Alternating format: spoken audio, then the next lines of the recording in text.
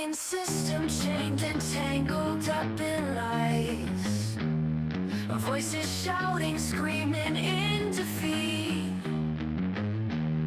Politicians playing games under darkened skies. Hope lost in the dust of the street.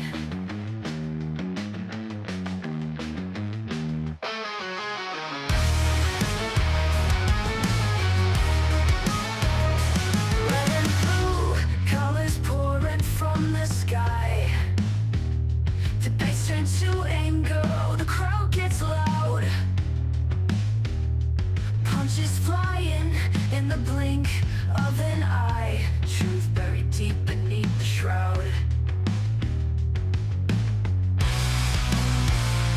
Welcome to the bullpen, where the weak will survive. These broken dreams we defend, trying to keep alive.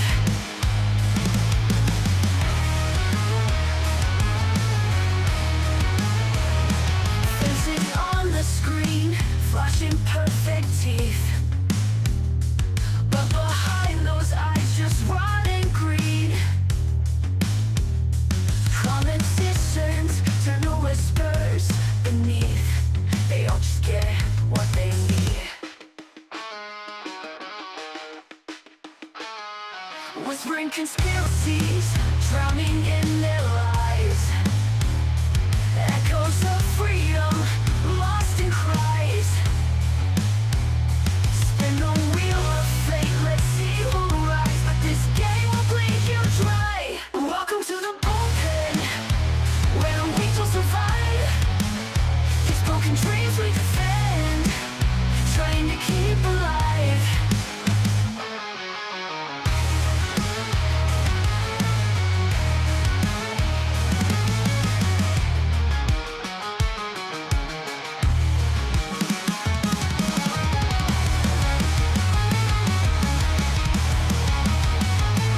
Welcome to the bullpen, where the weak will survive. These broken dreams we defend, trying to keep alive.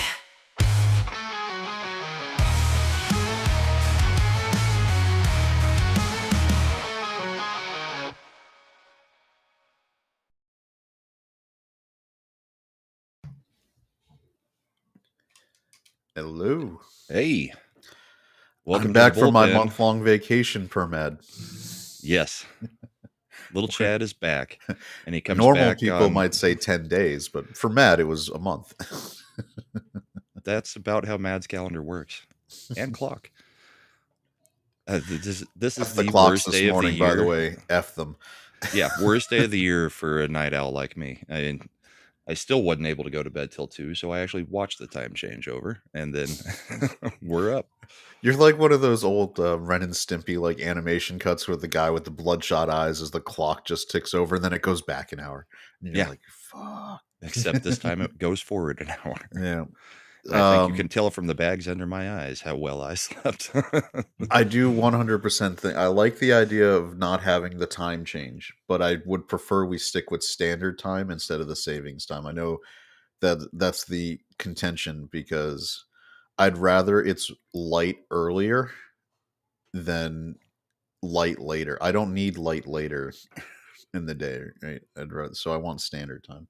I'm the opposite. I'd prefer it be light later so I can do stuff in the light after I've worked for the day.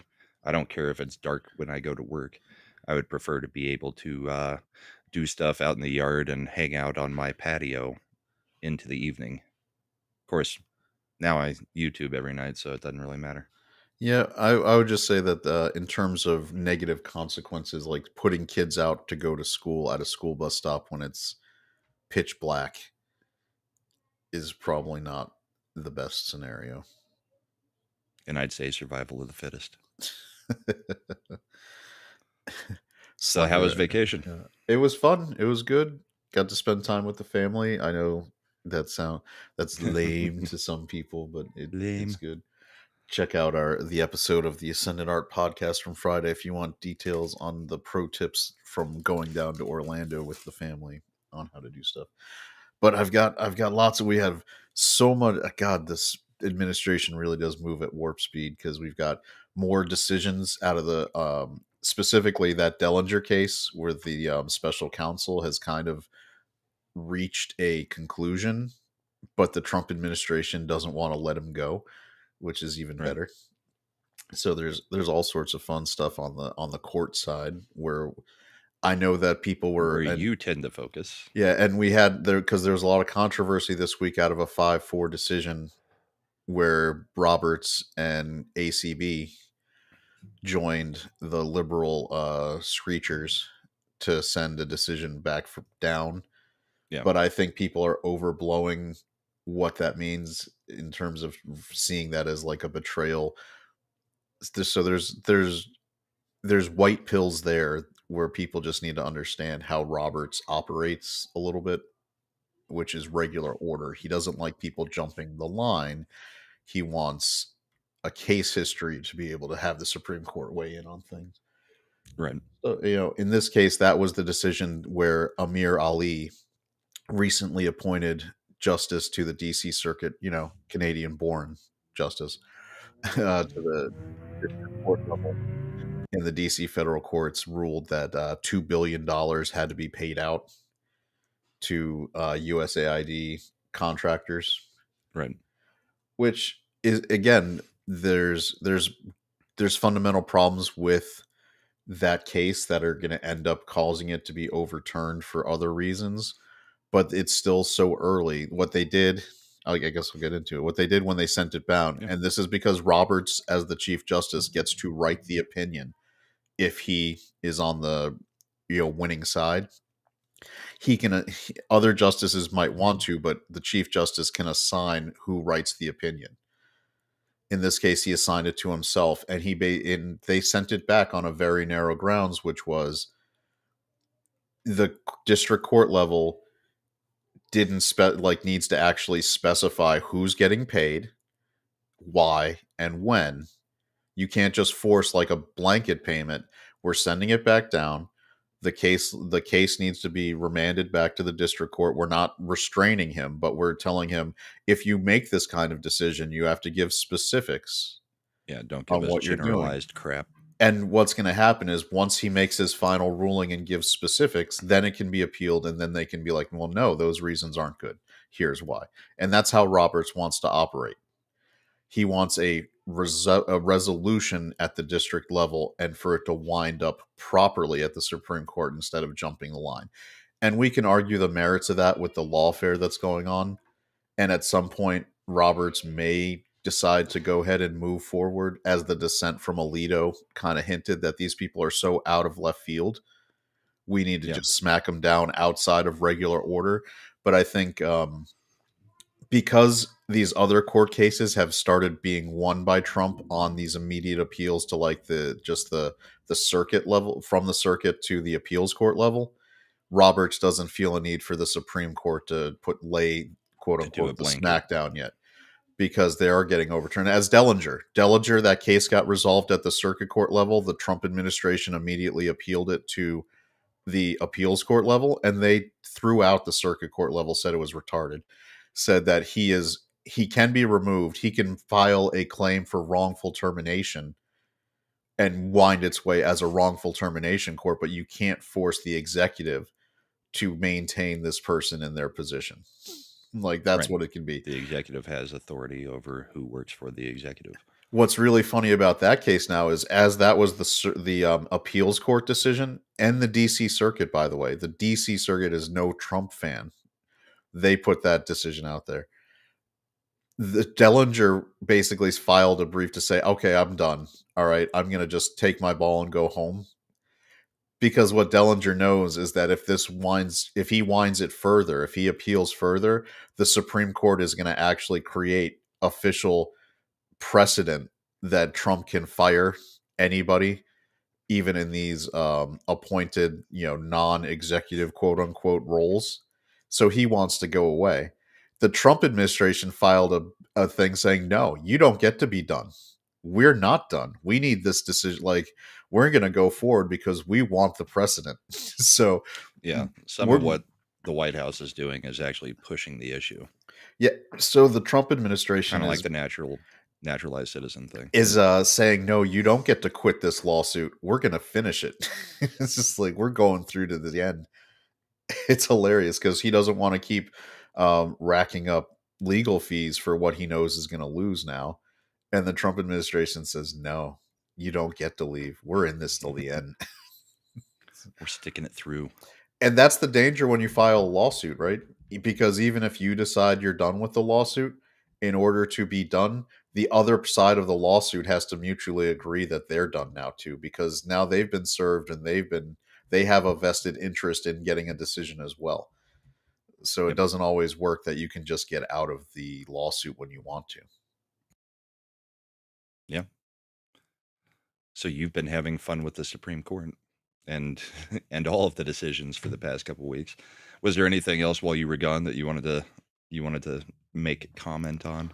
Because we had the Zelensky meeting this week. We had the State of the Union, so I figured we'd be covering that just a little bit because most people have already covered it quite a bit. But Yeah, I mean, I think with Zelensky, it's become utterly clear that he was, in my opinion, maybe coked out of his mind when he went off in the Oval Office meeting, and he blew up what was what everyone now says was an agreed deal. It was done. They had agreed to it. And it's funny that within, I think I sent you the statement when Zelensky made it, like within 2 days after that meeting, Zelensky was posting like, "I'll sign the deal. We yeah, can we can do well, he's that." waffled on it 4 or 5 times now. Yeah, and he's now also, and this is so that he's also asking now for to start not with a complete ceasefire, but with a air and sea ceasefire. And if you want to read the tea leaves, that's because the Trump administration pulled U.S. intelligence sharing. Right. That sounds like it's not that big a deal, right? Because what they're on the ground, what intelligence they need. What that really means is these high tech weapons that we had sent over that were able to strike targets within Russia, the HMARS and some even the drones that they're using require access to GPS keys that are secure and encrypted on the US side to be able to go past terrain and avoid enemy anti-air installments and get to their target. Yeah. And so Trump pulled that. So the reason that Zelensky So wants the to, equipment becomes useless. yeah, wants to do an air and sea ceasefire is because they effectively don't have anything that can target and hit sea targets or air targets anymore. And Russia would be is at the moment uncontested in being able to use those avenues of attack. So it's funny to be like, oh look, he is trying to get peace. No, he's trying to make sure that he doesn't get just destroyed because right now they were relying on, and this is another reason why it's not as black and white as you think to say like the US was just sending money to Ukraine from Putin's perspective, because this is what anybody who understands the way these military equipment, high-tech equipment runs. The only way Ukraine was being able to hit these Russian targets was through active assistance from the United States. Right. Active, which means that the United States isn't just lend leasing equipment like in World War II. The United States has operators on the ground, are in drone control locations where they are supplying GPS keys and data to Ukrainian people to hit the button to blow something up. Yeah. Here, I've got this all set up. It's aimed. All you have to do is hit fire. Yeah, but then we on the public stage we'll be like, "What? It's not a proxy war. We're not actually doing anything. It's the Yeah. Ukrainians fighting for their freedom." And you wonder why. I mean, Putin's not a good guy, but he's rational. He's realist. He makes decisions based on real information that is present. And to say that Putin would not have a realistic thought that maybe the US is integrally entwined with the Ukrainian effort to kill Russian soldiers would be wrong. So, Yeah. Well, and that's where this whole, well, the EU is going to go at it alone and we'll raise $800 billion and take on Putin. It's like, okay, you also going to have the weapon systems and everything else? Because I don't think they've been keeping up the same way that some of the other militaries have been developing. Yeah, so the most industrialized country in the EU, which is Germany, in terms of factory capability, guess what they need to run their factories at maximum output? All the energy that they're buying Russian from oil and Russia, natural gas. They don't the stuff like that Trump warned them of back in what 2018, 2017. yeah, and they all laughed at him like ha ha ha ha silly Trump when Trump was like if you keep saying Russia's your number one enemy, why are you going to let them control your energy? Yeah, you're funding your own death, Yeah, I mean, assuming that Russia actually wants to roll through Europe, which I still don't believe for even half a second. no, they have no reason. I mean, I think the best historical comparison I've seen it made quite often is how apoplectic we got when the idea of a Russian installation in Cuba Yeah. got put in 1961 when Castro allowed the Russians to start positioning things. Yep. And we almost went to World War III and nuking everybody because of that. Ukraine and NATO expansion has been putting people at the Russian border for 20 years. And Putin, since he became president of Russia, had told the entire Western establishment the red line was Ukrainian NATO Ukraine and expansion. NATO. You Yeah. don't get to put that stuff in there because they have the Crimean seaport and they have the giant land border with Russia. Both are just was it too big of risks militarily to allow NATO to operate in that zone.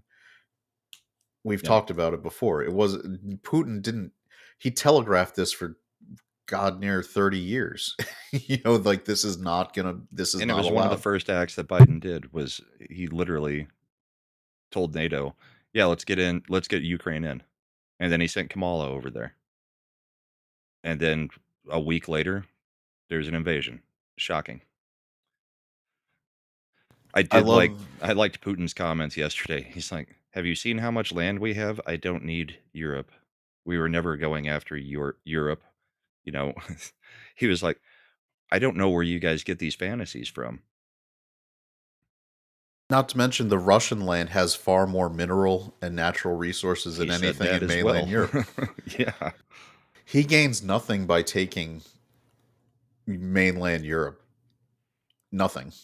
Like the all those resources. All right, what I will tell you is like, yeah, the North Atlantic Sea, he's going to want that. That's got oil, mineral deposits, all sorts of good stuff. The same reason that Trump keeps bringing up Greenland, that's what that's the Control of the area. Arctic. Yeah. Yeah, because the Arctic is super mineral rich, and you want to make sure that you get a control of it. Well, and it's also strategic for military. Yeah, because if you buy into the ice melt continuing, you're going to have all sorts of shortcuts around the globe and sea lanes that are going to develop in the in the northern Arctic Sea, where Get you can. this member chat real quick. Eric K celebrates 2 months of membership. People forget Ukraine is what, 34 years old? It was part of Russia for over 1,000 years. And there are whole swaths of that country that are still Russian speaking and still kind of think of themselves as and I'm not over there. I'm not an expert, but that is what we have been told by, many sources. So, It's not just what we've been told. Like you know that when Zelensky, since we fomented a color revolution in 2014 under um, Obama, Obama, they didn't allow the Eastern regions to vote because they were so pro Russian. pro-Russian relations because they were Russian. They considered themselves Russian. That's the Donbass region. That's all those zones, and Putin had made it clear that he considered those people Russian too. So when the Azov battalion, and this isn't some like kooky conspiracy theory. The New York Times, Washington Post, all the papers of record were reporting on this stuff in the 20 teens Yeah, when right up the until yeah Ukraine was supposed to be the good guy. yeah when the Azov battalion, which was directly Yahtzee linked from World War II on, still put those logos on their patches because they proudly looked back on their working with those groups in World War II, were raiding the Donbass and eastern regions of Ukraine and committing horrible crimes. leading to, and which was another thing when they're like Putin made that all up, and I was like, no, our newspapers were reporting it. Like now we've Yeah. memory hold it, but you guys, like, these weren't stories that he made up. So yeah, and so they didn't allow those regions to vote, so they could get a president. Sounds great. Oh, you guys, we love democracy, but We not don't when like the those way people you vote. think, so you don't You get to don't get to vote. vote. So this is the funny thing. Like that territory is not allowed to leave to go be part of Russia, because that was one thing. But we're also not allowing them to vote because they have high enough numbers that they can swing presidential elections. So we don't want them to be able to vote. Yeah. But we love democracy. We're defending it. So it's there's a lot of no good person involved on either side of this war scenario. I the more I have thought about it, the more I am thinking that Zelensky is just trying to not get himself personally killed at this point. Although I'm sure Putin could do it at any point, because he's not all that favorable in Ukraine. He's had them under martial law for what, 3-4 years now. His term ended last May, but under martial law, they don't have any elections.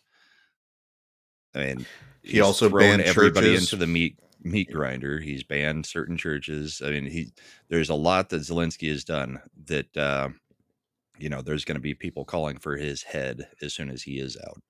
And if they had an election today, I'm positive he would not be reelected. I think the thing with Zelensky is he's more afraid of like the Azov battalion true believers, because if he makes the Because they're deal, pushing for it to keep going. yeah, because if he makes the deal to actually end the war, I don't think, like you said, I don't think Putin has shown his ability to take out people. Yeah, quite He, easily. I mean, there's the famous example of the Russian dissident living in England, The where poisoning. he poisoned him with a radioactive isotope that he put in his restaurant meal to kill him slowly, painfully, and where everyone would know that he did it, because this wasn't some radioactive material that just would ever be available to anyone, but Right. like this. So Putin doesn't care about that. I think Putin sees Zelensky as a useful idiot to allow to as the person across the table from him in Ukraine. Yeah. So Putin's not going to take him out, but the Azov battalion people is going to just go nuts and probably just pull a Mussolini, pull him out of his presidential palace, drag him down the street, string him up. Wouldn't surprise me at all. Yep. And Goj, he actually he owns like 2 or 3 vineyards in France. He's bought stuff all around the world, mansions and everything. The guy's made a ton of money out of this and has plenty of places to go. And the thing is, I mean, Putin could reach out and touch him in France pretty easily if he wanted to. But I mean, he's now acquired as much wealth as he possibly could out of Ukraine, and now he's trying to figure out how to survive having all that wealth with everything that he's done, I think. So, but yeah, I honestly do believe he's now trying to negotiate to keep his life in some ways. But Europe, I don't know what it is about Europe wanting to be in World War III, because they just keep pushing the boundaries on this. Uh, would you like the Go for it. demonetization? Let's World Ottoman Economic Empire it. Forum. World Well, yeah, Economic. the globalists It's the globalists. This Nothing is a better recipe for shifting money to who and cutting makes it population. and cutting population than a good old fashioned land war, where you can just pump people to the meat grinders. Plus, look how much money. Like if we take Zelensky at his word, which is questionable, Yeah, where we're like, we sent like 300 billion, and he's like, yeah, 100 billion got to us. right.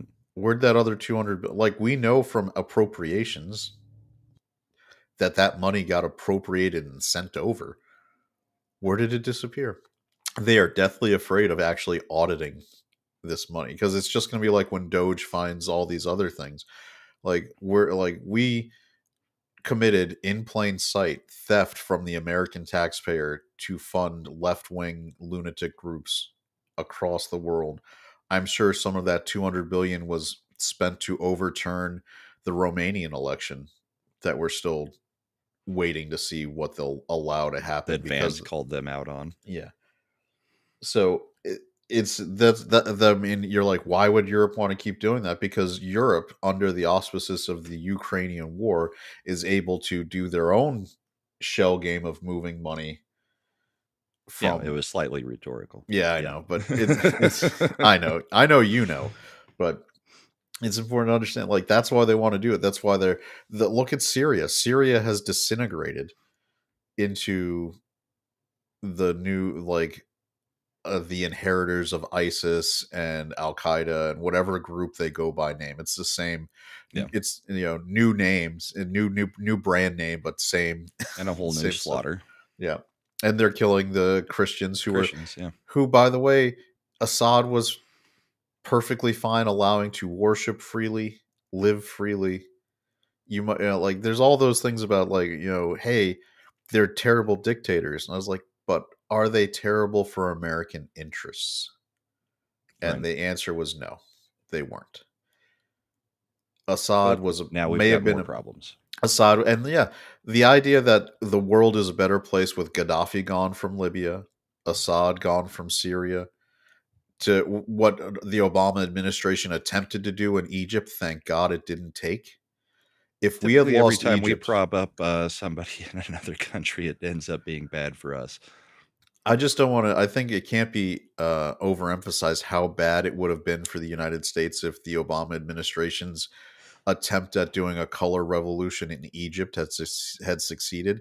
They were full on under the Obama administration promoting Muslim Brotherhood The dissidents Arab in Spring. Egypt to take over that country, which has a giant modernized military funded and equipped by the United States that would have been capable of doing some real damage and running the table. And at the very least, I don't know whether they would have beaten Israel with the modern US military equipment. Probably not, but they could have made it a really big problem if they wanted to.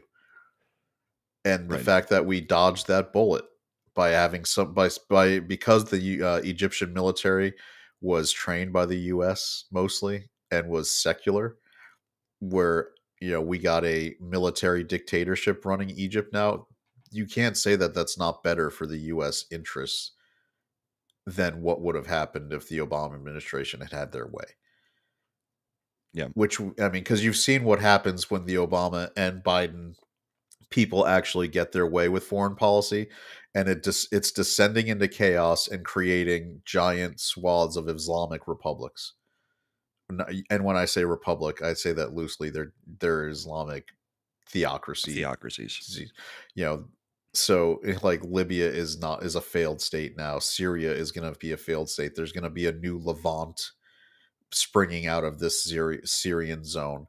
Luckily for us, Donald Trump will just send decapitation strikes in and not actually send U.S. soldiers, which is how we should deal with it.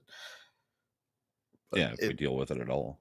yeah, I mean, in a lot of ways, this is the Middle East problem. They've made their bed; they should lie in it, and it's also Europe's problem.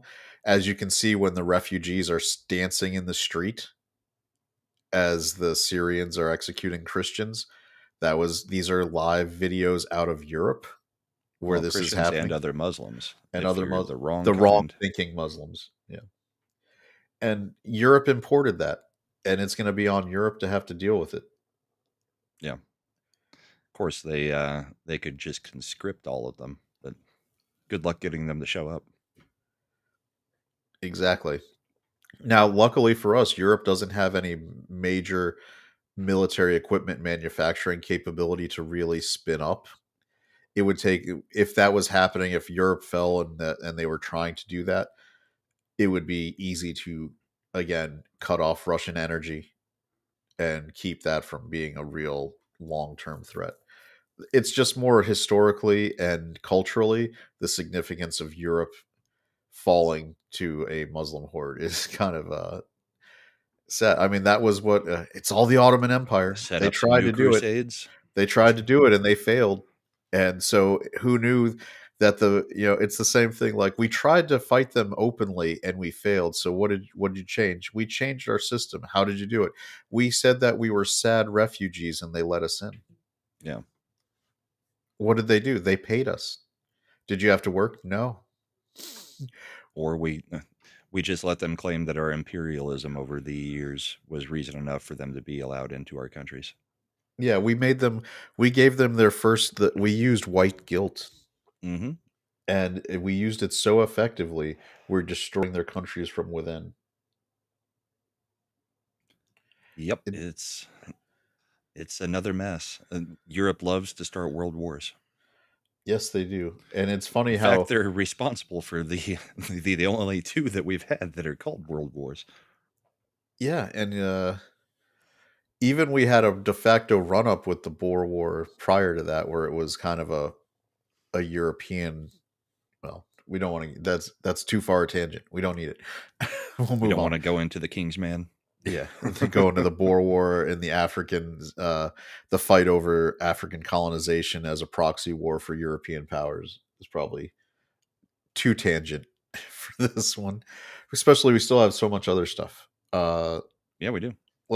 Yeah. So I've done So my. that's the Zelensky meeting. Yeah, that was the Revisited. Zelensky meeting revisited. Then we have. Do we go right to his not a State of the Union, Not at the State of the joint Union. address to Congress? Yeah. Which happened, what was that, Tuesday? Tuesday. Yeah. While we were not live streaming it and doing Mad's new channel, which was a good episode, so everybody should go check that one out. But I would have liked to have been live streaming that one because it was fun. After we got done live streaming Mad's show, we all stayed backstage and watched the address together. So it was a fun one. I mean, I love that the Democrats just can't help themselves and making themselves look like idiots and losing their minds collectively over every little thing. You mean looking sternly angry as Trump swears in a brain cancer surviving child to be an honorary Secret Service agent to make his dream come true might not have been good optics? Yeah, probably. Yeah. Only one person stood on the Democrat side for that. And then you've got idiots like Nicole Wallace and Rachel Maddow sitting there going, well, I hope he never has to face Trump's mad hordes. And God forbid commit suicide. Yeah. That was if he came out of her survives mouth. that, then he's going to kill himself anyway. So Nicole Wallace is absolutely insane. I don't know how anybody takes her serious. But so we had those visuals. We had Al Green getting kicked out, and now everybody's claiming, well, free speech. It's like, it's not a free speech issue. It's a speech. He's invited there, and he's disrupting it the whole first, 5-6 minutes. He's gone. There's rules within that chamber. And Johnson warned him so many times before he took the step of having the sergeant at arms actually escort him out. Yeah, I think the sergeant of arms was probably like, finally, I get to do something. I remember they wanted to just kick out of Congress the guy who screamed, "You lie." Yeah. Or Marjorie Taylor Greene, which she probably took it a little bit too far. Was that last year or 2 years ago? I think it was last year with the say her name for Lake and Riley. And then he said the wrong name. And then he said Lincoln because that's a name that was hardwired into Biden's brain, so he went with it. Yep. But overall, good speech. I thought one of his better speeches. Trump's only been getting better at this. And it's great because you can see that they're writing good speeches for him, and then he's throwing his Trumpisms in there just whenever he feels like it. Yeah, you mean when he stops to be like, "It's true, it's true." Like, this is, and can all you believe these it? people over there refusing to do anything. It's like, I love that he could cure called them cancer, out. I could cure all the diseases, and they still wouldn't be happy. Yeah.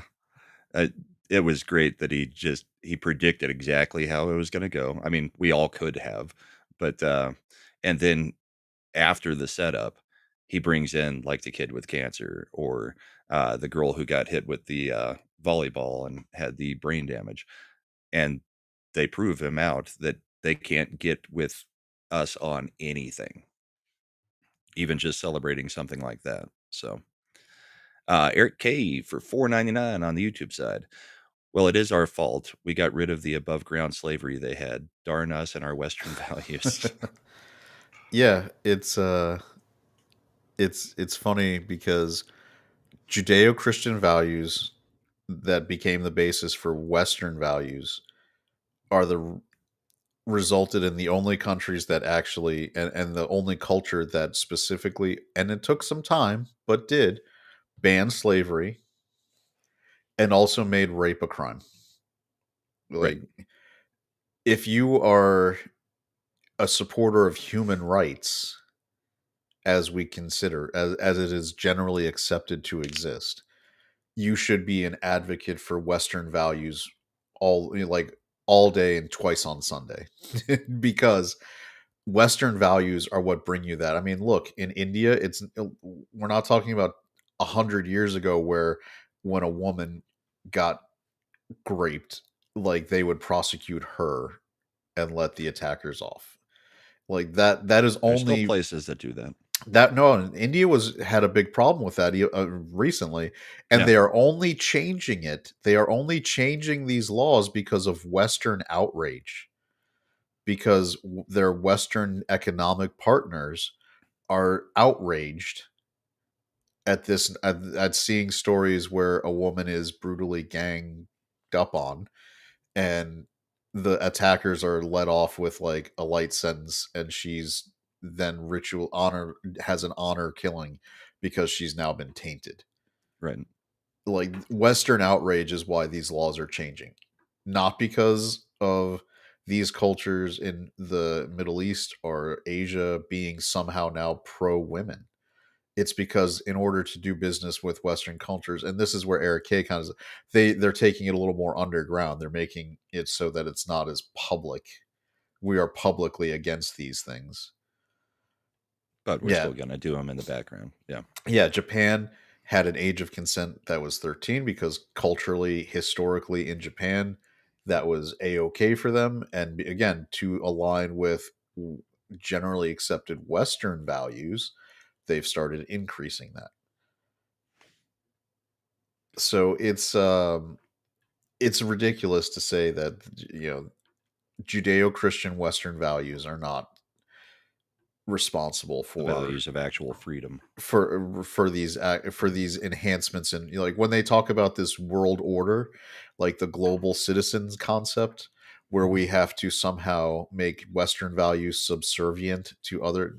I remember it was the late 90s, early O's when I was in college and doing political science, and I was in a foreign policy focused class, and I got like all these because my college was mostly women in upper level classes, like it is still today. Yep. I got such grief because I said, no, Western values are superior. We should say it and not apologize for it. And these women who were who were like 19, 20, 21-year old, mostly white women from very usually middle or affluent class upbringings were like, no, we can't say that. It's not right. You can't judge their values. It's just different, not better, not worse or better. And I was like, We really? can't impose our way of I thinking was on like, others. it was like, go to Saudi Arabia and drive to the grocery store, see how that works. Yeah. And they were like, you can't say that. Like, this was the peak, at least for my experience in college, because it's been a while since I've been there. That was my experience, which with I can see how that evolved into what we got with colleges nowadays. But that was like, if I can't say that compared to how we treat women in the United States is better than how they treat women in Saudi Arabia, don't you see a problem with that? Like, doesn't I'm seeing like this? Where's the feminist disconnect in your It's no brain? different than like the gays for Palestine type thing now. Yeah, I it's mean, like they've go just yeah taken it to another level with another group. The feminists and the gays are just like, no, we're okay with everything that they do. Where we have trouble is what we're doing here in the West. And it's like, you're obviously not aware of what they do then. Yeah, you're gonna. I hope you like going to the roofs of buildings and quickly being off that roof if you are that type of person, because that's what's gonna happen to you over there. They don't play that game. They're not gonna be like, "Oh, you marched for us with our flag and it had pink stripes. That's great." No, they're gonna say you're an affront to Allah and you are going away. So it is it is ridiculous to I and that's one of the reasons I love what Trump's done for the new generation of conservative, Republican, whatever you want to call it, politicians, where they are learning to be unapologetic about these things. Like Yeah. the frankly, Margaret, I don't care. Yeah, it's interesting in this term that Trump is willing to let people speak on his behalf a little bit. We saw that. I mean, he's had Elon Musk in there just explaining things, on behalf of the administration about what Doge is doing. He let JD Vance go after Zelensky as the attack dog, and then he jumped in when he felt it was appropriate. But that wouldn't have happened in the first term. He actually trusts some of the people around him now, whereas in the first term, it was pretty much him, maybe Kayleigh McEnany. I think one of the great things that we've gotten out of Trump 2.0 and the way we got Trump 2.0 with the lawfare that was waged against him, Hmm. with the attempted assassinations, where Trump realizes these people weren't content with just removing him from office. They wanted to remove him from the moral coil. Like they wanted Yeah, him off the off the board, playfield altogether. completely. And they are willing to do it. Is that it focused him in a way that he wouldn't have been focused before, and it also got him to reflect on some of the mistakes, and he did make a lot of mistakes consistently from start to finish, and we're still making some in terms of personnel decisions, but I mean a lot less so. But one of the big mistakes from the first administration was when he cut ties with Steve Bannon, because as much as you may disagree with Steve Bannon, one of the things Steve Bannon's had, if you go back to it was a famous picture, he had a board of all the promises Trump had made in his Right. campaign, and he was checking them off as they were actually doing it. He was consistently focusing Trump on his message that won him that election and trying to deliver on that. And and early on in that Trump administration, he was infiltrated by rhinos at his own he invited them, and they separated him from the people who might have genuinely kept him in touch with his populist win. They Yeah, got rid Trump of naively thought that because he did win the election as a Republican, they would that work with him. Republicans would actually work with him, and that's not how rhinos work. That's Yeah. not how those who are trying to protect their own power within Congress work at all. And same thing with cabinet positions. And those people are out for themselves. And And this looking time, back, I think we've got a different mix. yeah, looking back, you can see the first person they put their eyes on was Flynn Yep, as the national security advisor coming into Trump's White House, because national security advisor would have a lot of things to say, and Flynn, coming from the Defense Intelligence Agency, was intimately aware with the intelligence community and how they had botched things for 20 years plus. yep, And so they made him primary target to remove, because if Flynn's in as national security advisor, he's in a position to start telling Trump, we need to get rid of this, and this within the intelligence apparatus because they're going after you. And it's no mistake that once Flynn was gone, the national security intelligence apparatus was what was used to impeach him not once but twice. correct. Specifically, the The Vindman Vindmans. was an NSC like army, like this duty person.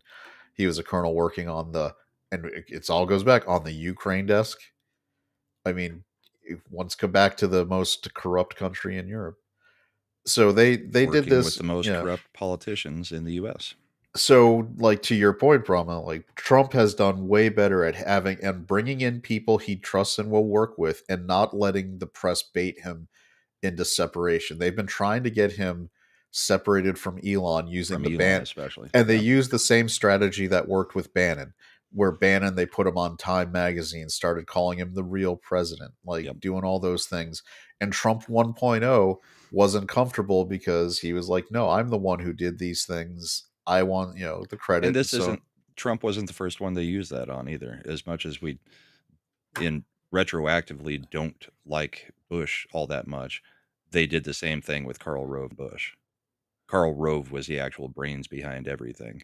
oh Bush, yeah. he was just a bumbling idiot. Everything was Karl Rove. The media has done this to Republican administrations for years. Yeah, and Karl Rove's a douche nozzle too. Anyway, um, no, Josh Hammond, he was impeached twice. He was not convicted. So Yeah, I will he disagree is with. actually twice impeached. He's He twice just wasn't impeached. removed. Impeachment is the same. If you want to use a Brought civilian word charges. for it, is indictment. Yeah. Indictment is the equivalent of impeachment, and then convicted or not. Like if you're indicted, you go to trial. If you are impeached, you go to trial in the Senate. So he is historically will always be twice impeached at the way they did it. Andrew Johnson, first impeached president. Nixon dodged it by resigning.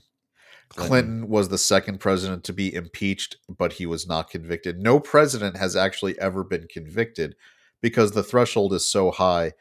Senators don't usually want to go there because most impeachments are generally political rather than at least I mean, you can argue with Clinton, but I would say that even though I agree that what Clinton did was an egregious crime, I think the impeachment was more politically motivated than it was ethically motivated even in 1998. Well, it actually made him more powerful than before. The Republicans would have been smarter in that situation to actually just use that stuff to attack Clinton and not impeach him, because it would have made him a more wounded animal instead of making. There's a rally around the flag effect when people think, and Clinton's operation with the media was able to successfully convince people it was just him engaging in some lewd behavior. And so why are they, they made it because that was the most, like that was the part that got in people's attention was what he was doing with Lewinsky.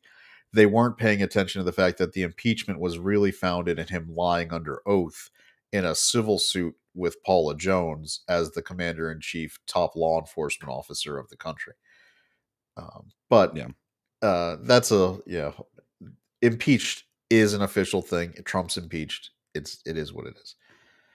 So yeah, the second impeachment, I think I agree with you, Josh, was really suspect since they did it after he had left office, which was to try to keep him from ever taking office. That's again. And that's where Brom is when right. that didn't work, you had all the lawfare start up. Yeah, because someone who's convicted after an impeachment is barred from, and this is in the Constitution. Even like there's very few actual bars to presidential office. That's one of them. Like you're forfeit once you're impeached and removed from the presidency. Right. You cannot hold that office again, or any office, I think. And that's because they recognized there was shenanigans in 2020 that helped Biden win that would not easily be replicated in 2024. And that Trump, as much as everyone talked about DeSantis or all these other people, the Democrats knew from go that Trump was their main threat because he could win Pennsylvania, he could win Michigan, he could win Wisconsin, he could win blue states that no other traditional Republican would win, including DeSantis. But the real question was he even going to actually run? Or would he have beat DeSantis if they hadn't started the lawfare? Because that's when everything turned for Trump again. I remember he was not well liked by a certain contingent. He was polling closer. He was still polling ahead, but it was more like low 40s to DeSantis's upper 20s, low 30s. When they raided Mar-a-Lago, though, the numbers just shot up to the point where he was unbeatable at that point. And part of that, the Republican side, part of that was because Ron DeSantis completely fumbled the Mar-a-Lago situation. As the sitting governor of Florida, people expected him to try to exercise some kind of counter to show that he would fight against corrupt government. And instead DeSantis puts out some little bitch statement about that I am unhappy with this happening, but we need to allow the process to go through. And that's when people are like, you're not my chosen fighter, Ron. You're not actually going to do this. Because if you can't come out and call this out, you're not actually ready for this game. And that We, may have been the worst political decision a politician has made in quite a while, because I don't see Ron going anywhere at this point. no, JD Vance is Vance securing, is like, definitely taking the reins after, if we can hold it. yeah, barring the floor falling out for Vance because of some unknown thing that we haven't seen yet. Right. The 2028 open primary for the Republican nomination is going to be a cakewalk for Vance. And which is great because the Democrats are going to be in full, like, there will be blood Thunderdome primary. Well, assuming they have a primary. Well, they're going to have to. Who do you think they coronate for 28? I don't know, but they didn't really have a primary last year. Well, that's because you never primary a sitting president. If his brain is rotted. Again, yeah, They all knew it. Well, we all knew it. The right thing should have been to get Biden to just say he wasn't going to run for re-election, so they could have had a primary and done it. Exactly. Yeah. Did you see some idiot reporter asked Don Trump Jr., so are you going to run in 2028? He was like, no. Why would you even ask me that? I just spent all this political capital trying to get my dad to pick JD Vance to be his successor. Why would you think I would run against JD Vance in any way? Basically just said, you're an effing idiot. I remember our conversations. It was before I think we even started the bullpen when we were talking about who was, I was like, it's going to be Vance. Donald Trump Jr. is all on him. He's got the best. Peter Thiel. Yeah. He's got the connections. And if you're trying to make your movement generational, Vance is the best setup for that. It was that or Vivek. Yeah, but Vivek was too much of a newcomer on the scene, I think. I'm actually kind of cooling on side. Vivek. He really needs to get right on this H1B1 issue and stop. I'm not sure that any of the tech bros are going to get right on the H1B. Yeah, I know, but it's Vivek is already he needs to get better because he's announced he's running for governor of Ohio. Yep. And he's still not. I know that he's probably the top contender just due to name recognition. But I do worry that because of Vivek's like H1B1 talking points, if they put somebody up like Tim Ryan in Ohio, who has a not terrible reputation with like the unions and just being a regular guy Democrat, if Vivek still talks out his ass about these people being more American than Americans and we need them to do this work, he's going to end up losing in Ohio because they don't want to hear that shit. Yeah. And the unions won't want to hear that shit. Eric Myers wants Vance to have Glenn Jacobs, WWE's Kane, as VP. Oh, he's going to choke slam Ben Shapiro or no. If the Daily Wire didn't give me favorable responses, you're gone. No, it's yeah, Glenn Jacobs he's a good politician, I think. What is he, a mayor right now? He's a mayor. Tennessee, no, it's Kentucky that has Bashir. I gotta remember which one of those has a Democratic governor. It's Bashir in Kentucky because his family name was popular, and he actually doesn't ever govern stupidly as a blue dog Democrat. Like, he doesn't fight the trans stuff. He does, like, he shuts his mouth and he's a Democrat essentially in a red state. Yeah, so he's doing a mansion where he's never really getting above. Was it getting in front of his skis about that kind of stuff? Because if he tried, you can even see what's funny is seeing Newsom trying to like pivot to the center for 28. Kirk exposed him pretty bad. Yeah, I know that I can see why Newsom is doing it. He's term limited. He's going to be out of being the governor. So he feels like he's got a few years to kind of rehab into being a centrist people trust. He's got the same problem that DeSantis had. He's not going to be able to run as a current politician in 2028.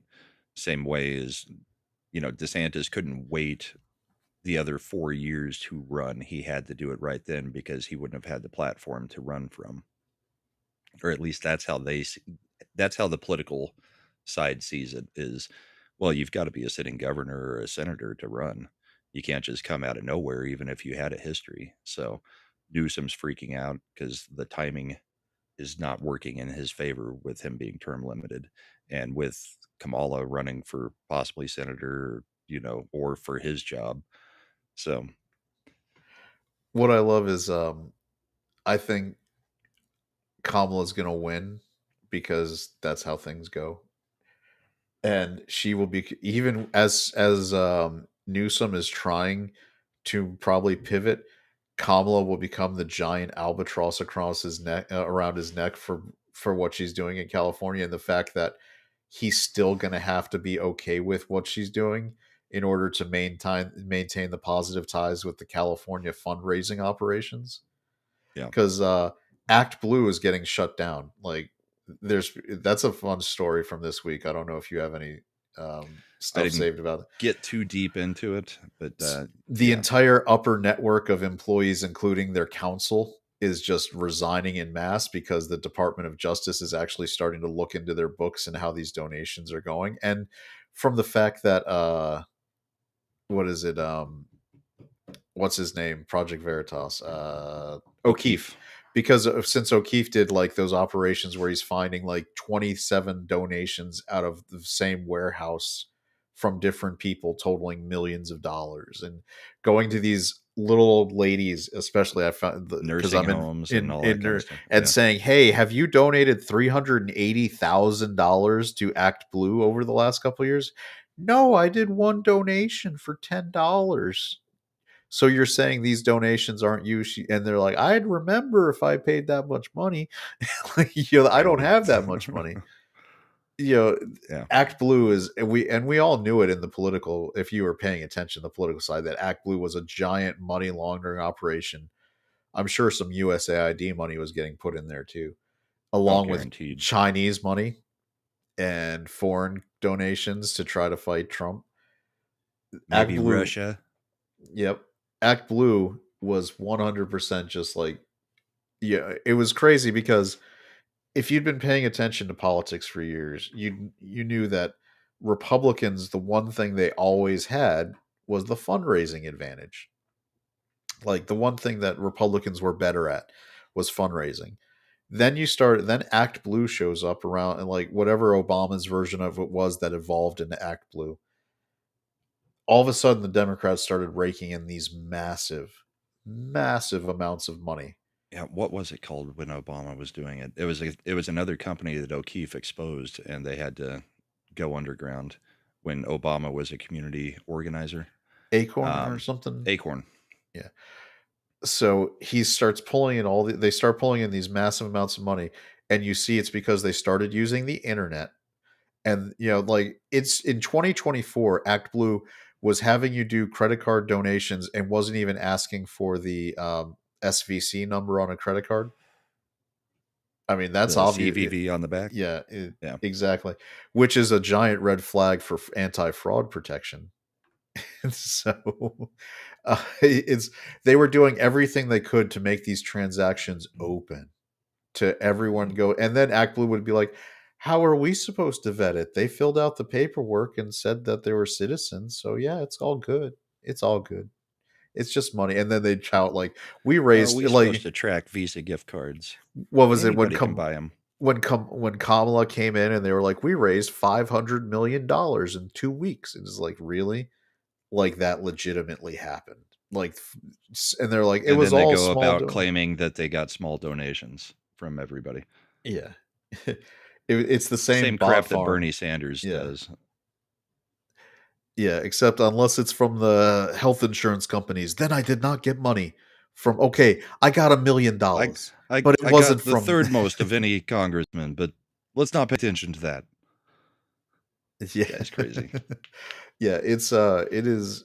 This Act Blue thing is awesome. Like, because there is a not insignificant potential to be able to tear down so many Democrat, like between USID being shuttered and going after Act Blue for prosecution, there is the Trump is effectively dismantling the entire money base of the left wing parties in the United States which and will in the also help country. stop them from buying votes. I mean, like Bush was just saying in chat, Stacey Abrams getting that $2 billion.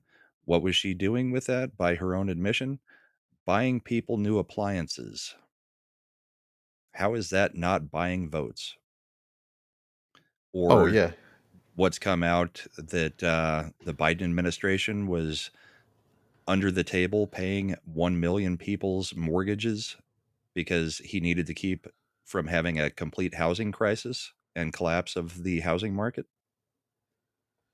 If you yep. were going into um, forfeiture, I mean, basically, the Biden administration was going to pay your mortgage. Hmm. And that was in addition to trying to bypass Congress for student loan. Just we're just going to cancel all those like they talk about like all this money that like we under the first Trump administration, the Democrats said it would cost too much money to spend $10 billion to finish a border wall. Yeah. Then they turn around under the Biden administration and do $1 trillion in student loan cancellation that's unpaid for. And they're Yep. like, yeah, that seems like a good investment.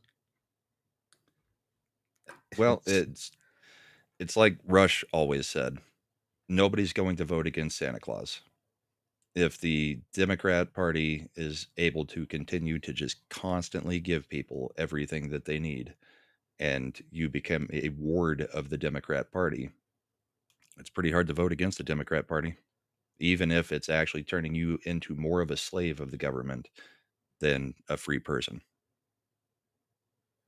And I'm trying to find it, Goj. It came out, I think, 2 days ago about the mortgage thing. It was all over Twitter for a bit, and it's still out there somewhere. But I don't think I bookmarked it. And I hate that Twitter, if you're scrolling through your bookmark folders, will just scramble the dates after you've gone too far back. yes, that is something that they It's need the to work worst on. part of bookmarking in Twitter. But yeah, student loans, mortgages, buying appliances, all just trying to buy votes. Yeah, and now that the money is cut off, that's why they're fighting so hard to keep this money flowing. Why they're going and getting District Judge Amir Ali to try to keep the even that $2 billion, which seems insignificant compared to everything else that got cut. But they're like, we needs it. We are in such desperate straits for money. We need it so bad. Well, and the other thing that we all know, I mean, let's pay for healthcare for every illegal that we bring in, so they're automatically on the dole. Let's give them food stamps. Let's put them up in pricey hotels instead of putting them on the streets. All of that is all designed just to buy voters. It's insane. And that's one of the good executive actions that Trump took. To even though it is already, this isn't some executive action, by the way, where he's making something up.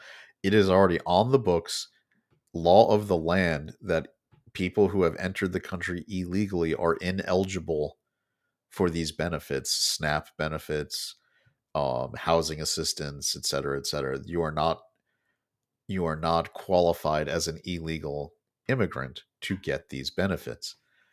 Now, the way they work You're around also that, not qualified to vote, but we've yeah, seen how that goes. they work around that a little bit because one of the things they did is they adjusted SNAP to be tied to like the children. And this is why that birthright citizenship executive order is really important and needs to be litigated, because they are using the anchor children as the basis to fund all of these government benefits to people who are illegally here, like Yep. SNAP benefits and other stuff. But it Trump, it seems to be cutting off that gravy train. Like this is a multi-pronged assault that was planned out, well thought out, to genuinely root out these major sources of problems in the country, because if you only attack it from one vector, it's not going to work. You can't just It's do like a hydra. deportations because people are burrowed in, so you need to attack the money. And you can't just attack the money because you have to do deportations. And you can't just do money and deportations. You have to actually adjudicate birthright citizenship, because then the next vector is going to be in the court system. Well, these people are the primary caregivers for U.S. citizens, so they can't just be, you know, deported or cut off from funds, because it's not for them, it's for the US citizen that they are taking care That of. they're taken care of. So you've got to attack all three at once to genuinely solve the illegal population problem in the US. And then the fourth prong would be adjusting the census to only adjust to account for citizens, Count actual US citizens, because that's going to, I would say, if by 2030, if Vance somehow makes it and wins as well, and we can make sure that the Census Bureau is only counting US citizens, you're talking about an apportionment change in the US that would be an earthquake. Like Yeah. California would California would be screwed. probably lose 20 seats. There's a good chance that Texas would lose seats too. Yeah, But Texas, New York, Texas, Virginia even would lose seats. California would lose seats, but these seats have to be apportioned other places. That's where a lot of the flight has been, to red states, especially in the Sun Belt. Florida and So California to Texas. Yeah, and Arizona. Florida would probably pick up another 6 or 7 seats. I would think Georgia, South Carolina, Mississippi, like we're talking about Tennessee. reallocating. Tennessee is a major point of emigration where people are moving into it. And just again, taking that amount of seats. And then what's really great is when you remove that number of seats, when you have to do Reapportionment. reapportionment, that means Redistricting, reapportionment, both. California is not going to be able to make giant like numbers of congressional seats come out of those metropolitan areas, because there won't be as many seats, quote unquote, for representation there, because there won't be the people there. The people might still be there, but if they're all illegals, they don't get to count towards congressional representation. So that's when the other parts of California may have more citizens that need representation. The Central Valley, the farm, the agrarian parts Northern that are California. Yeah. So there's so many there, like that's all of those things are just dominoes to fall to genuinely fix the problem. And it is a 10-year process from Trump winning in 24, because Vance would have to win, Census Bureau would have to do it the right way, and then reapportionment would happen by 2022. Because you don't do it for the 2020 election, census is done, you provide the results, they have to draw the new lines. It would be 2032 to 2034 when those new lines would Because the finally census would be take place in 2030 because it's every 10 years. So he can actually possibly, going out to the end of his term, get the census rules changed and not leave enough time for somebody to change them back before the census has already started. Yeah, so that's the long term, like, to genuinely fix it. It's going to take that long, because even if he's doing the deportations and cutting down on new illegal entries, to really strip it as a power mechanism for the Democratic Party, you've got to take that next step. And it's a common sense thing to the census says, Why would we count every person that's Yeah, in the U.S. versus the people who actually matter, aka the citizens? yeah, because say you've got, like, if we've got a bus of people visiting from England and they're here when the census taker is counting for New York City, do you think they counted the bus of people? No, they didn't. We only changed that later to suddenly say, well, we've got to count everybody who's actually just here. We've got dreamers. Yeah, we've got dreamers. Can't forget the dreamers. Eric's got a special solution. Not if we have a special census as part of America's 250th birthday or whatever. Yeah. That would be an interesting thing. It's mandated constitutionally every 10 years. But I guess there's nothing that says you couldn't do it ahead of that. But they would fight it. That would get legally challenged out the butt. So For apportionment, yeah, yes. But because you could maybe do it as a test to see where we're actually sitting if you did a special census of just citizens and then compare the numbers. yeah, that would be interesting because if Trump did that for in for the whatever centennial it is and published it and it turns out we were like 30 million under what the last official apportionment census Yeah. was, there would be that would be the kind of ammunition you need to genuinely like be able to fight that public Problem is, on a relations. special one, you'd probably have to make it completely voluntary Yep. because there are things that they can do to compel you during an actual census. You are required to fill it out. Yep. That is a legal obligation if you read the paperwork. If you throw this away, you could be prosecuted. Right. So on a special, if they were doing a special one at the 250th, I don't think you'd be able to actually use any of those prosecutable offenses on a. I think it would have to be a voluntary census. Plus, Yep. censuses cost a lot. You've got to hire all those people to be census takers and everything. So I don't know. It'd be interesting, but I think it would be better just to work towards changing the actual census when it's coming up. And I think that's something where if it got challenged and it wound its way up to a original constructionist court, you'd have a good shot at winning that because it would be hard to look at the original writings of the framers and such and not see that they clearly intended it for it to be a count of U.S. citizens or those subject to the jurisdiction thereof, Right. which is my favorite descriptor now.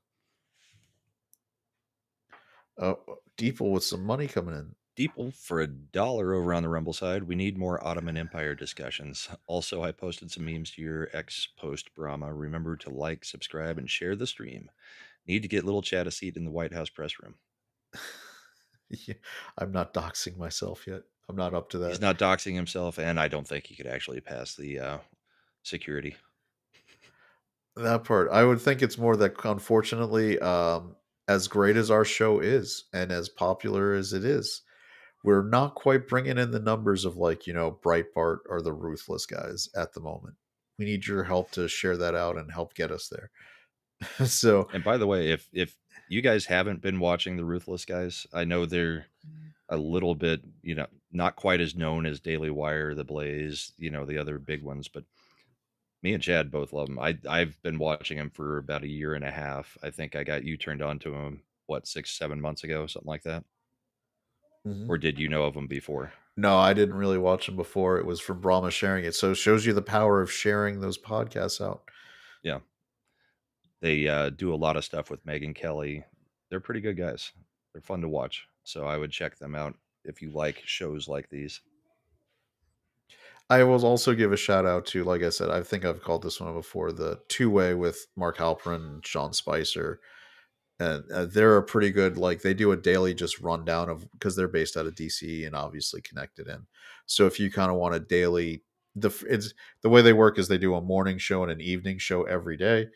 And if you watch like the first 20 minutes is them going over like the updated stuff daily, they do the president's daily schedule, then they'll have conversation with their audience where there can be asked questions. But if you just watch those beginning parts, it's a good primer for just kind of keeping up with the actual political side of what's going on. There's too much to just try to keep up with everything, but they're hitting those main bullet points and getting into it. Yeah. And Eric Myers is just called The Ruthless Podcast. It's a YouTube channel. Yep. It's a good one. I think they do Monday, Weekly. Wednesday, sometimes Friday, or Tuesday, Thursday, sometimes Friday. They record in the middle of the night, and like me, they usually are drinking some bourbon while they're recording. So they're pretty good That, guys, though. Here's the memes: Saint Felicia, patron saint of farewells. bye, Felicia. Oh, the Vance memes. The I love Vance that memes. Vance started tweeting the Vance memes. Yeah, they asked him if he had seen any of them when he was on Air Force One, and he was like, "I've seen them, and they're great." When the guy from HR asks if I have anything to add during our company's diversity workshop. Not unless everyone gets real cool about a bunch of stuff real quick. Oh, that's a good one. So, Trump and all. Try the all-new Trump and all suppository. It puts pain relief right where it's hurting you the most. One a day should do the trick. Just shove the non-lube suppository up your rectum and get over it. Continue treatment daily until symptoms subside. So nice. there's some memes for fun. Yeah, Uh, I was go a ahead. fan. I think the Vance meme thing was a nice couple day break of going Yeah, into like all the different stuff that they were doing. It was a good. It's always it's good that our side embraces it and has a sense of humor and also does not try to prosecute and send people to jail for memes. Like right. I'm still hopeful that the Ricky Vaughn case on appeal because he turned down a presidential pardon because he's already out of jail and he wants to fight this in court to get the precedent that memes are First Amendment protected items and you can't just put someone in jail for it. That's Plus, he's got another to get to the Cleveland Indians tryouts. yeah. The Guardians. They're the Guardians now. They changed their Not name. when Wild Thing Vaughn was pitching. That's true. They did have was it Chief Oahu? Something like that. Yeah. I think it was just Wahoo, not Oahu, like the Hawaiian island. Yep. Chief Wahoo. And then they're still trying to get the Chiefs to change their name, but I don't think the Kansas City Swifties has the same ring to it. If they'd won the 3 in a row, they probably would have done it. Probably. But they didn't, so it's okay. Oh, so much. All Do right, we so we do we covered want to State of the touch Union. on the reason that both of our Twitter notifications are getting blown Yeah, up? let's touch that third rail of Republican influencer politics at the moment. Yeah. So we did the Christian panel on Wednesday where we were talking about Andrew Tate and right wing, people kind of lifting him up and putting him on podcast right now. So And that's Lil when Chad was in the I was in the chat. chat and made a comparison that then Brahma brought up to Carrie, and it seemed like it took off apparently. Yeah, Chad had said in the chat, and it had gone by for a little bit, but I had marked it in my head that, Andrew Tate is essentially just another groomer. What he's doing is trying to, separate kids from their nuclear family. And then I had brought up, he reminds me of Jeffrey Marsh, the TikToker who is, non-binary and is constantly telling kids that they should separate from their families, go no contact, and that they can join his Patreon and, he'll be their family now. And he would love to have conversations with kids behind the scenes on Patreon. So Carrie put out a tweet last night that said Andrew Tate is to Jeffrey Marsh for the woke right circles. Um, then she, tagged us. But she put, both want to groom your children, both brag about how they have a closer relationship with your kids than you do. Both are con artists and taking advantage of young people. And Tate is pretending to be a man performing fake masculinity, and Marsh is pretending to be a woman performing fake femininity. And then she put a whole bunch of Tate posts under it with just showing some proofs. But that's blown up to 145,000 views or close to it. So, So yeah, since here, we were tagged in the original, we're just getting blown up yeah. left and right yesterday. All right, let's see. Eric Myers, can I get a spark notes on why Andrew Tate is seen as supporting men? So here's the ultra shorthand version of it. He's in the red pill space, male grifter kind of space. He touted himself. I mean, he's really he went on the internet. He's very how do I put this? He's very comfortable making himself the center of attention, and he drives very expensive cars, does all this stuff, and he did video hits and podcasts promoting his lifestyle as a way to be ultra alpha male, get all the hot chicks you want, bang them with no consequence, and be rich while doing it. While also bragging about how he sets up these cam girls Well, to take every last penny from all the suckers. well, I'm just speaking to why he got to the men, the like support among young men.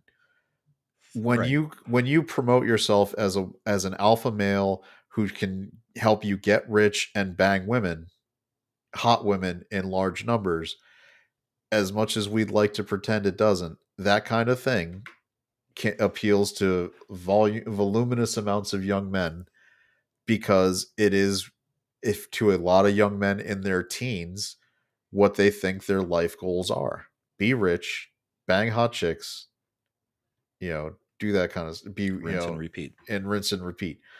Now, what Tate did that doesn't get as much attention um, amongst these right wing space.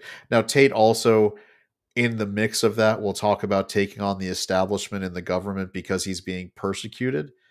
What he's leaving out is the fact that he's being persecuted for essentially running, allegedly, because he hasn't been to court yet to be on trial. But if we take him at his word, and this is what Brahma's getting to, because we've talked about, if we take Andrew and Tristan Tate at their word with what they've said in their own words in multiple interviews with different people, their money making operation was to effectively love bomb, or whatever term you want to use, young women to convince them that they were in a loving relationship with Tristan or Andrew Tate, get them to relocate to their what have became their compound in Romania, and ran cam girl operations out of that site where the Tates, in their own words, were keeping 70+%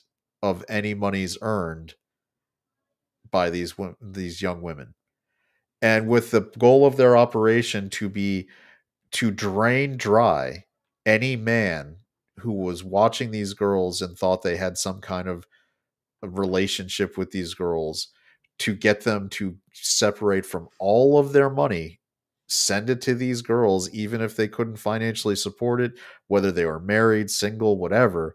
These girls' goal was to drain as much money as quickly as possible from the men who were watching, and in turn fund the Tate's lifestyle. And this is not, and when I say there's the other stuff that's alleged about the age of the girls and how they were brought to Romania, etc., that's alleged. These other facts are just taking the Tates at their word, how they ran their business from the interviews they've given.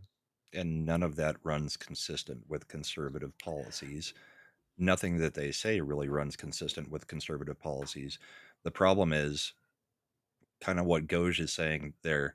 Um, if you don't, if conservatives don't show good examples of what masculinity should look like, then young men turn to bad examples of what masculinity should look like. So my problem mostly with the Tates being platformed is that they're being elevated with ideas that are completely anti everything we stand for. To Eric Meyer's question about how is this different than any other umpteen influencers, celebrities from history. First, he, in addition to doing the part where he allegedly trafficked, but regardless of whether it was trafficked or not, the cam girl stuff to earn their money, he also ran what he called his Top G Academy, where he got these vulnerable young men to pay him exorbitant amount of Pyramid money scheme, to essentially. learn how to be Andrew Tate and to learn how to run your own operation, managing the women to make you the money. So that is also a problem. And the other thing that separates him, and I would say, is the embrace by a lot of the conservative, the new conservative media on the internet. Whether you disagree with all of these people or like them all, the fact that the Tates have been on Candace Owens, Benny Johnson, and The when on Hodge Benny twins. Johnson, they've been on the Hot Twins. When Benny Johnson had him, he had Habib, the attorney of the president, on there fangirling over them. They are not in good taste people. Like I see the two opposing points where there's one group who are saying these guys have not been convicted of anything, and we've seen so many people wrongfully accused.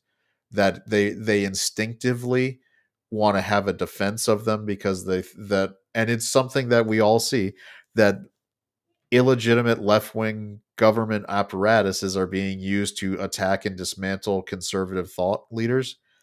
But at the same time, my distaste from the Tates isn't the fact that they are being attacked by the European government. It's that in their interviews where they've talked about how they make their money, they are clearly, even if you give them the benefit of the doubt on the age of the girls and the consent of the girls involved, running a wholly unethical, inappropriate operation designed to use nefarious tactics to get men to spend all their money on women, purposefully using psychology to take advantage of the weakest men in the world, the quote unquote simp population, who unfortunately, for whatever reason, whether it's because they might have personality traits that make it difficult to go out into the real world, or whatever other reasons, they are not bonding in a public real sense with women, so they go and have online relationships and spend all their money with these women, and they're taking advantage of that. They are not good people. Their business operation and how he has described it is not a ethical good business operation. I don't like being tied to that because it's a vector of attack. Yeah, Eric Myers, can you make an analogy of the Tates being the new Hugh Hefner? If you look at the way Hefner was exposed for how he ran his operation in the 60s and 70s, where he was providing alcohol and drugs to girls to get them to live at that mansion and engage in behaviors to try to make him richer, I think it's a really fair comparison to say that those are very similar setups to how they did it. Now, in the 60s and 70s, Hugh Hefner did it by publishing a magazine with them naked. In the 21st century, the Tates did a cam girl operation. But it's very similar to exploit a woman's body for your own gains monetarily to take advantage of the weakest men they could. It's not a good look. Raising them up on your platform to talk about how these guys are, being persecuted for no good reason and that they're good people is not a good look. I don't like it. I think I've seen. It's not who we want to tie Yeah, the movement to in any way. yeah. And I'm perfectly fine holding my reservations about whether they genuinely committed crimes. I'm not going to say that they have or not because I haven't seen it. They haven't been prosecuted for it yet. So I don't have any evidence if they did anything that is genuinely illegal, because as distasteful as I find it, it is legal in most countries, including the United States, to have a cam girl operation with willing girls going on camera, engaging in what they call quote unquote sex work, which, by the way, the Oscars, the Academy Awards, just gave the best picture to this a movie celebrating quote unquote sex work, where we have people getting up there talking about how they want to respect sex work. As sex work and legitimizing sex work would be right up there with decriminalizing narcotics. It sounds great in theory. Let's tax it and make it safe. But what it really leads to in practice is just moral degradation of your society on a grand scale. So, what Tate represents is not good. I see Bush It's saying, not yeah, it's not things that we want to, be uplifting. I don't want to see the right, the supposed influencers on the internet from the right side of things, lifting these guys up left and right, because they are not out for anybody but themselves. and I see Eric's point about, he says you have a point on the political attack vector, but that also opens up the why are you attacking women's agency line. I don't think it's a position that we need to be on. To take the line from the Democrats in the 80s and 90s, I can respect that currently cam girling is legal and still say that I find it distasteful and think we should have a country that doesn't celebrate or try to make it the primary method of making money. I say that like while girls doing hot tub bikini streams on Twitch is legal, I think it's distasteful and is a gateway to really bad choices later. To and, the fact that we're celebrating what's that one girl Amaranth. Amaranth and how she makes millions of dollars a month from these men on OnlyFans. Um, I was I think it's perfectly good to stand up and say that we think that is not a good way to live your life. We can, while at the same time we can say legally it's not something I can make you not do, but I can tell you that it's not something you should be doing. This kind of gets into that same debate we were having when was it Nala converted and Yeah. went from OnlyFans to doing that, and people were, and I think at the time when we talked about it, it was kind of the situation of, look, I'm glad if she's genuinely converting. I'm not going to try to go out there and I don't want to wreck that if she's actually doing it. I'll wait to see what she does Yeah, the because fruit that it bears. we should get it. We absolutely don't want to do is go out there and try to tell people that they shouldn't try to right bad choices. If Andrew and Tristan Tate were disavowing what they had done in their own words and saying, look, we have gained clarity as a result of our persecution, and even though it was legal what we did, we realize now after looking at it and being forced into these things that it is probably not a good situation to be in, and that we see that what we did was probably wrong morally. I might have more sympathy for these people having the Tates on. But that's not what the Tates are doing. Not in any way are they saying that. Yeah, they're celebrating everything that they've done. Yeah, Andrew Tate did his video talking about how he was glad he was getting arrested because it made him James Bond. Like, what the fuck? Yeah. And that your kids are going to be super happy to follow Respect him him more and than you. respect him because, and then he made this thing like, if you're at home and you're doing chores and you're like sleeping in your bed with your wife who's a 4 or something, whatever, like, Jesus, like, you are crapping on what is the traditional quote unquote nuclear family is the optimum building unit for Western civilization. Yep. It goes back to Augustus Caesar. When he took over as emperor, he saw that the biggest risk to the empire was degeneracy within the upper echelons. He started the main rules he started instituting that people in the upper ranks really had problems with is he made it harder to divorce. He made it so that people had to have kids and get married if they wanted to maintain their rank within Roman society, because he said filth and degeneracy was a bad thing. He was regarded as probably one of the great Roman emperors. And then what happened when he moves and when he's gone? The next level of emperors start engaging in moral filth and degeneracy, and the Roman Empire starts having massive problems as a result. Yep. Empires crumble from societal issues. So They crumble from within, from the degradation of their moral codes and their societal. When you've got nothing outside pushing you to stay together, then you start breaking apart from the inside.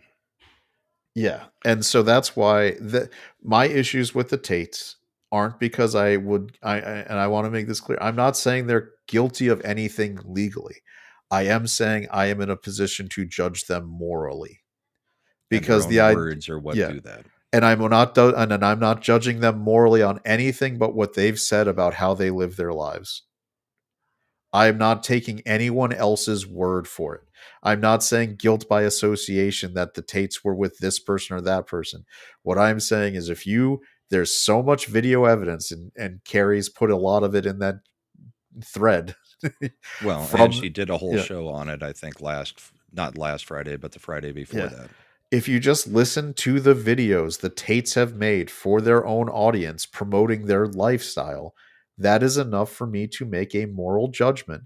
And it's not a legal one. I'm not saying I'm going to convict them of anything. It's saying clearly I would not want my children influenced by these people the same way I wouldn't want them influenced by the groomers on the other side.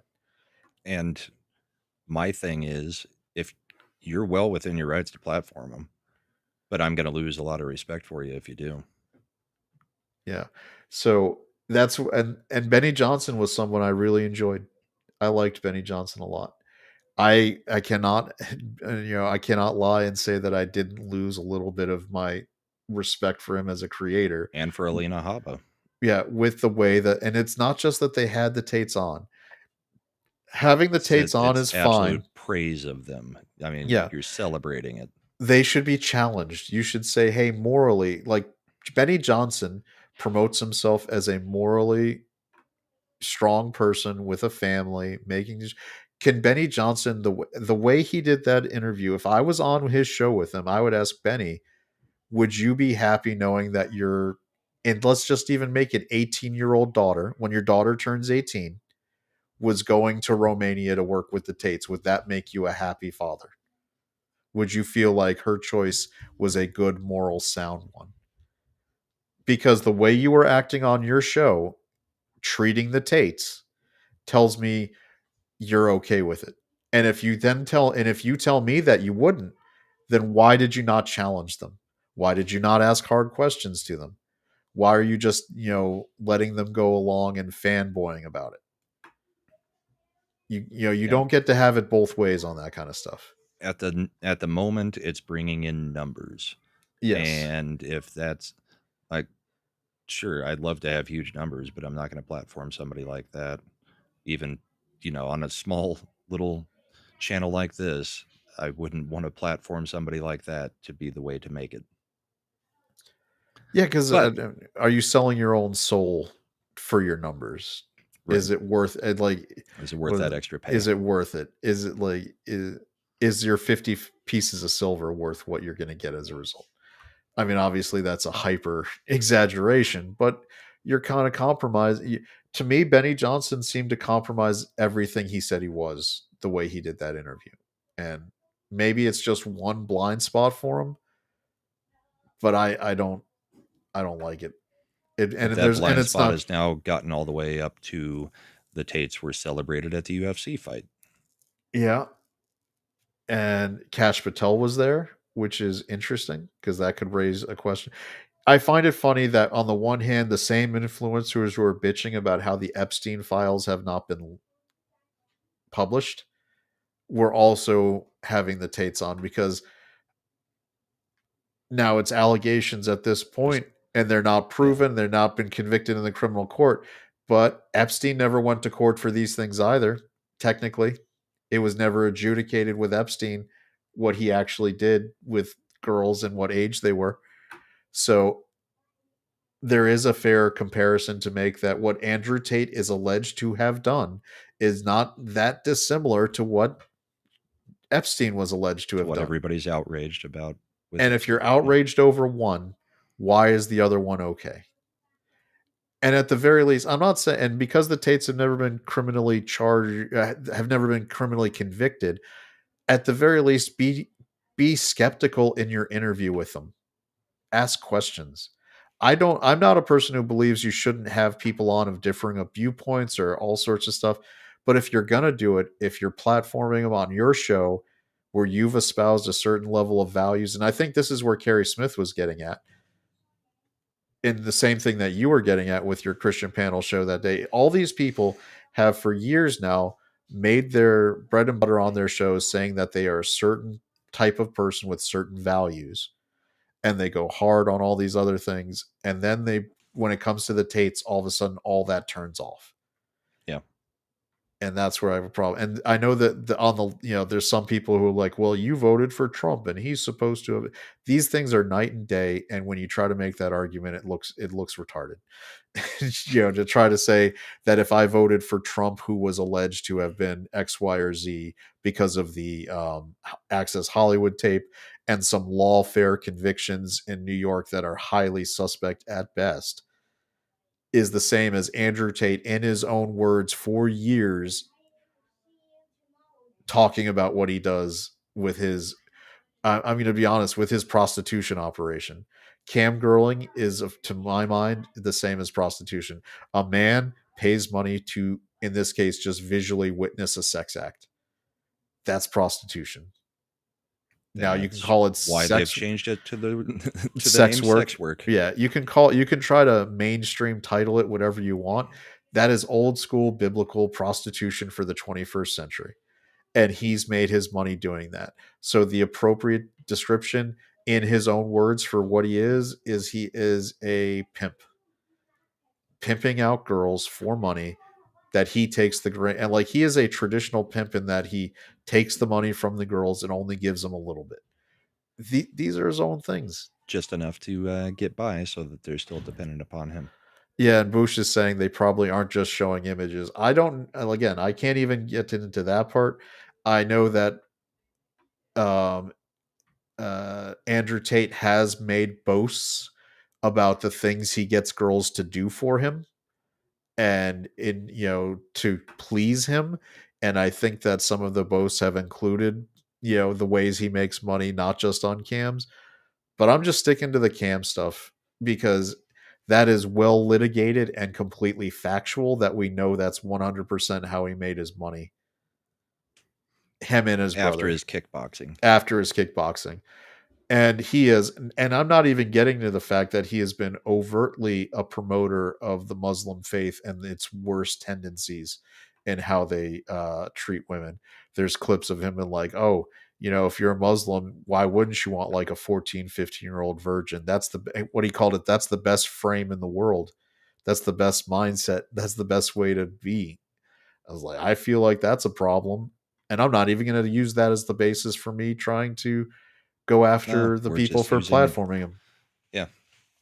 But with that, we are past time. So Yeah, I don't know. I and just you managed to bring in the Roman Empire. So yeah, it's good. excellent We got work. Ottoman and Roman, but I don't know the Tate.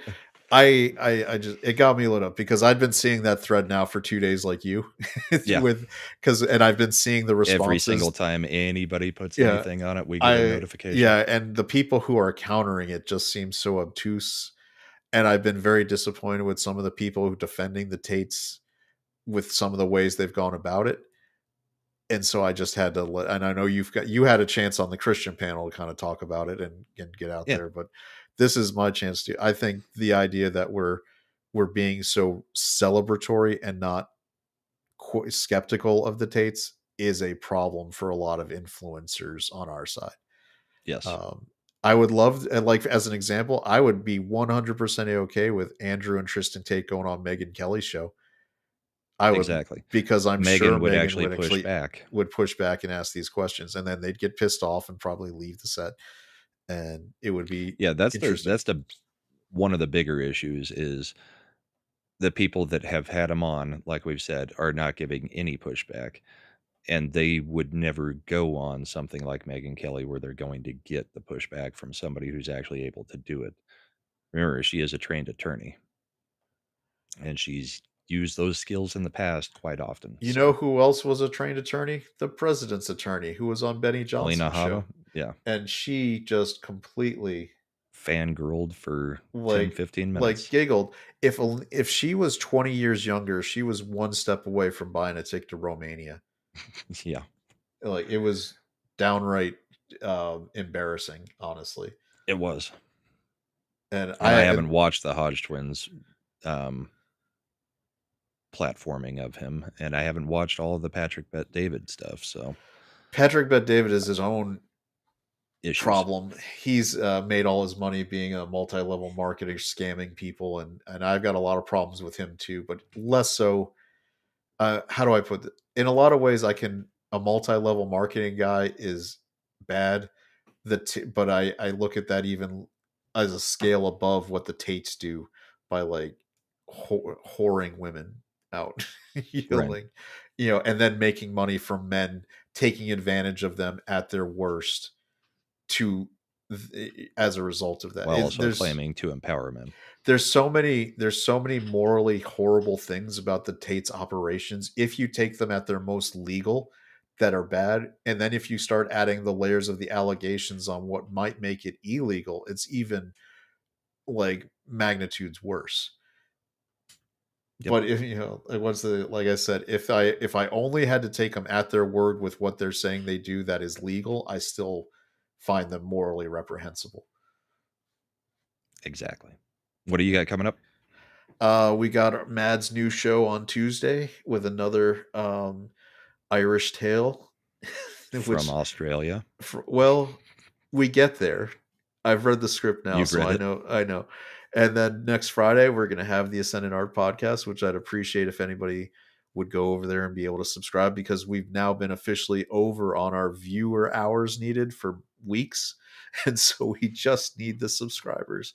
Need Just to need get to like a 500. 170, Yeah, get over that 176. 500 number so we can at least get memberships and things in there. But and then I'll be back again here next Sunday with whatever craziness this warp speed administration has done by then. Yeah, and we will probably be a little bit more focused on um, kind of what happened during that week, because we were doing kind of a catch-up show today with Chad being gone for a bit. So Yep. I am putting the link to Ascendant Art in the chat, so everybody can go sub over there to them. As far as me, I've got Comics Division tomorrow night. Same two shows that Chad just mentioned on Tuesday and Friday, Bourbon and Boarding on Saturday, and then back here. So no Christian panel this week with Carrie. We do that every other week. But if you're interested on the Tate stuff, I would go watch her specific episode on her channel that she did about Tate, and then maybe the Christian panel for a little bit more information on that. So, and check out the thread on Twitter. So, thank you all for being here. I hope everybody has a great Sunday as we all try to recover from the clocks moving. We'll see you next week. Bye, everybody.